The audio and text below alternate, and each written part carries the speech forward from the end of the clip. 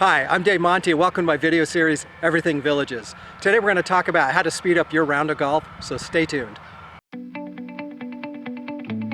So the reason for this video was that I was playing golf with my father this past Sunday, and what should have taken maybe 2 hours and 2 hours or 15 minutes ended up taking 2 hours and 40 minutes.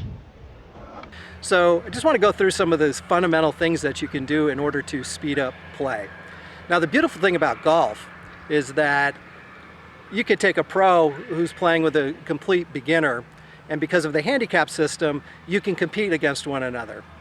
The only time it gets frustrating is when the play is slow, or somebody in your group is holding up your play or holding up the play behind you.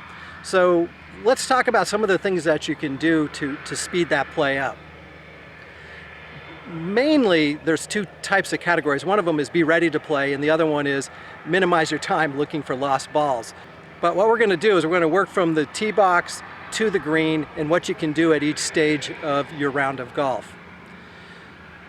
Number one, when you're on the tee box, is not the place to socialize. The best place to socialize is going to be when you are in your golf cart on your way to a ball, or in your golf cart on the way to the green. But when people are waiting to play and it's your time to hit, you should hit. We talked about it right at the beginning. It was one of the major factors is ready play. And what ready play means is that if you are ready to hit your ball, you shouldn't be waiting on somebody else who is getting ready to hit theirs. I know the person who shot the lowest score on the previous hole gets to hit first, but unless it's a tournament, unless you're playing match play, it's not that big of a deal. And just have an agreement with everyone in your foursome that if you're ready, go ahead and hit the ball. Now let's talk about the lost ball. Again, on the tee box, there's something you can do in order to minimize your time looking for a lost ball. And that is to have everybody watch the ball flight and keep a close eye on where the ball lands, especially if it's off the fairway. That will greatly increase your chances of finding that ball once you get out there. Now you teed off and everyone's ball is few of them are in the fairway, a couple of them in the rough. One of the things that slows up play is if someone has a ball that you're looking for and all four people go look for that ball. There's no need to have four people looking for a ball. Your best bet is, if you're in a cart paired with somebody, is the two of you go look for your ball. The two of you are looking for this ball and you just can't find it. The rules say you have 5 minutes to find the ball, but if you're 5 minutes and someone's standing behind you and it feels like an eternity. So give it a good try to look for that ball, but if you just can't find it, don't hold up the people behind you. Just go ahead and drop a ball and hit. Now again, along the lines of ready play. If you're in a cart with somebody else, one of the things that slows down play tremendously is someone sitting in the cart waiting for the first person to hit. They hit, then you take the cart over to the other ball, line up your shot, pick your club, and then hit.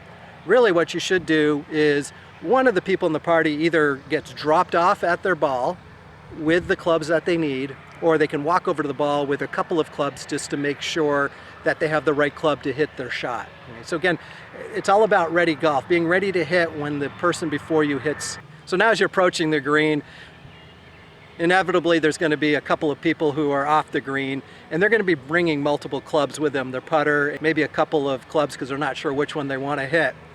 And another thing that slows down play is forgetting a club by the sand trap, or forgetting it over in the rough, or getting to the next hole and realizing that you've lost a club and having to backtrack. So a good little tip is once you've hit your chip shot, is to put that club off the green in between a direct line between the hole and your golf cart, which forces you to walk over that golf club as you're exiting the green. So the USGA has actually put in one new rule to actually speed up play, and that is to keep the flag in. So unless you're, again, in a tournament, or you really have maybe a long putt that you think you might hit the flag and it might bounce out, go ahead and keep the flag in. That way, again, you'll speed up play. Now, along the lines of ready play, like we've already talked about, is that don't wait for someone to hit their putt and then go over and read your putt. Everyone should be reading their putts around the same time unless you're in somebody else's line. Now let's talk about exiting the green. One of the most frustrating things when you're in a foursome or in a group behind a slow playing group is the flag's in, you know everyone has putted and everyone's complete, and you're standing around and talking on the green. As soon as that last putt is in, exit the green as quickly as possible.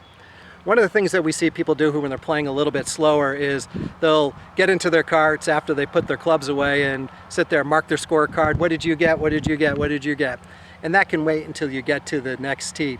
It might not even save you that much time, but it's just the perception that the people behind you they want to go ahead and hit into the green without hitting you. And it's a little bit frustrating when people are just sitting in their golf carts and you're not exactly sure what they're doing. I hope with all of these tips that your next round of golf will be that much faster. Feel free to pass this along because we all know somebody who plays incredibly slow. Again, I'm Dave Monty. Thanks for watching my video series, Everything Villages. If you would like a free 30-page guide on buying and selling a home in the Villages, check out the description below on how to get your free copy. This guide covers everything from is the Villages even right for you, all the way to picking up your gate passes and your ID cards and everything in between, from the bond, how to make a winning offer, how houses are priced, issues that are going on with older roofs. I mean, pretty much anything that is specific to the Villages is in this guide, and I hope it will help you out in your next home purchase or the next time you sell a home. Again, instructions in the directions below. I hope you have a fantastic day, and we'll be seeing you.